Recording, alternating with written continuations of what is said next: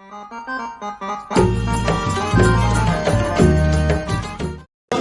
Paul tepi mematang, buah kemasan siang hari. Dari jauh kami nak datang. Mengapa di depan ada undangan? Oh,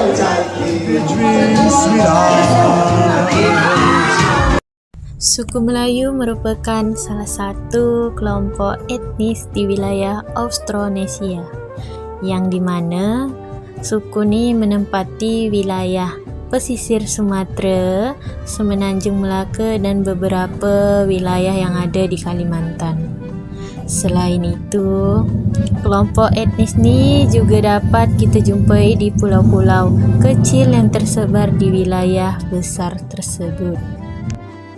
Adapun tahapan awalan dari pernikahan adat Melayu itu iaitu merisik.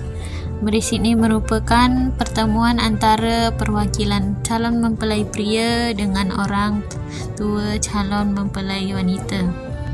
Adapun maksud dan tujuan dari pertemuan ini iaitu untuk mengetahui bagaimana perempuan tersebut apakah sudah dipinang atau belum dengan lelaki lain.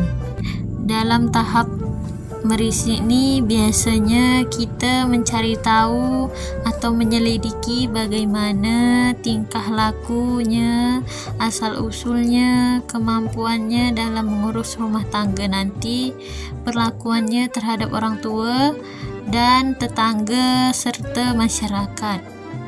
Dalam merisik ni biasanya calon mempelai pria atau perwakilan dari calon mempelai pria menyampaikan dengan pantun dan mempelai wanita pun akan membalasnya dengan pantun juga. Biasa disebut dengan telangkai. Selanjutnya ada tahapan meminang. Meminang ni merupakan tahapan lanjutan dari merisik. Nah, tujuan dari meminang ni ialah untuk menemukan kesepakatan antara kedua belah pihak keluarga di mana meresmikan tanda pernikahan kedua pasangan. Dan dalam tahapan ni biasanya keluarga kedua belah pihak ni merencanakan waktu dan tempat pernikahan yang akan dilaksanakan. Dalam tahap ni biasanya pihak lelaki membawa tepak sirih yang akan ditunjukkan secara visual dan disertai penjelasan verbal untuk acara tersebut. Biasanya dalam tahapan ni pihak mempelai pria ni membawa 5 buah tepak ataupun paling sedikit 2 tepak. Selanjutnya tu ada tahapan mengantarkan tanda. Biasanya pihak dari pria ni sekaligus mengantarkan tanda pada tahap meminang. Biasanya tahapan mengantar tanda ni berisikan seserahan untuk keperluan wanita seperti baju, perlengkapan mandi, perlengkapan solat dan lain-lainnya. Termasuk juga perhiasan dan uang untuk pernikahan nanti. Tahap selanjutnya yaitu persiapan pernikahan. Nah, biasanya di kediaman wanita diadakan acara atau malam berzikir atau berselawat. Biasanya dalam acara ni pihak wanita atau mempelai wanita ni didudukkan atau disandingkan di pelaminan. Tujuannya untuk ditepung tawari. Selanjutnya ada tahapan malam berinai. Biasanya keluarga mempelai wanita ni mengadakan malam berinai ni setelah dilakukannya malam berzikir. Nah, mempelai wanita ni mengenakan baju Melayu atau baju kurung Melayu dan dihiasi cantik bak permaisuri.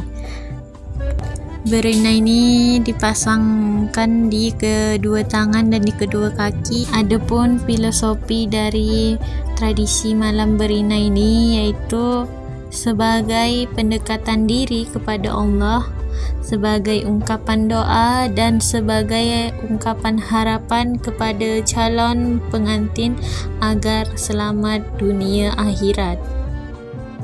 Selanjutnya ada tahapan akad nikah. Akad nikah ni merupakan profesi yang paling utama dalam perkahwinan adat Melayu. Akad nikah ni sama caranya dengan akad nikah pada umumnya. Pada akad nikah ni, calon pengantin akan duduk berhadapan.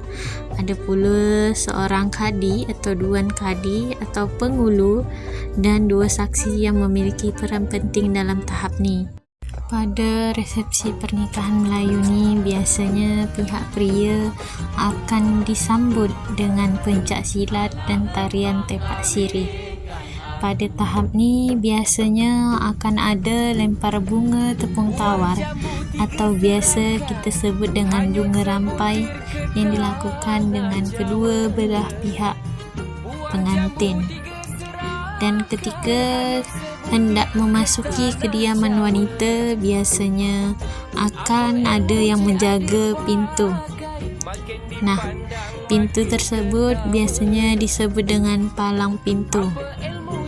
Palang pintu ni dijaga oleh 2 pria, dan jika pihak pria ni hendak melewati pintu tersebut, mereka harus membayar dengan buah tangan seperti permen ataupun uang receh sebagai syaratnya agar pintu tersebut terbuka.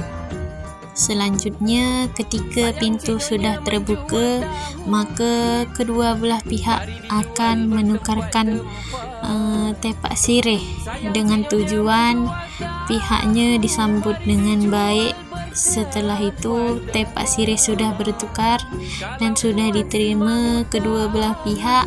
Selanjutnya, pengantin pria akan berjalan menuju pengantin wanita. Tetapi tak begitu saja, ada lagi palang pintu yang akan dilewati. Sama halnya dengan palang pintu yang pertama yang dijaga oleh pihak wanita, yaitu harus membayar dengan buah tangan. Juga sebelum memberikan buah tangan tu, biasanya kedua belah pihak ni berbalas pantun dulu. Ketika sudah diberikan buah tangan tersebut, maka palang pintu akan terbuka dan kedua pengantin akan duduk bersanding. Nasi hadap-hadapan atau makan berhadap-hadapan, biasanya disebut orang ni namanya ialah nasi ulam. Nah, pada tahapan ni biasanya pihak wanita menyediakan berbagai makanan, permen ataupun agar-agar yang disediakan oleh pihak wanita. Pada tahap ni biasanya kedua mempelai ni mencari telur ataupun ayam di dalam baskom, kalau orang kami membilangnya. Nah, pada tahapan nasi hadap-hadapan ni biasanya diiringi dengan pantun-pantun khusus yang mengandung makna diadakannya acara tersebut. Pantun-pantun ni akan dibacakan oleh mak inang ataupun telangkai, ya. Biasanya ada yang digunakan sebagai pembuka dan ada juga yang digunakan sebagai penutup. Nah, fungsi dari mak inang ni iaitu memerintahkan kedua pengantin untuk saling berebut bunga sebanyak 3 kali dengan syarat bunga yang dicabut harus berbeza warnanya. Selanjutnya, mak inang ni akan memerintahkan kembali untuk mencabut bunga sebanyak-banyaknya. Dalam tahapan ni panjang prosesnya yang akan dibawakan oleh mak inang ataupun telangkai. Bersanding.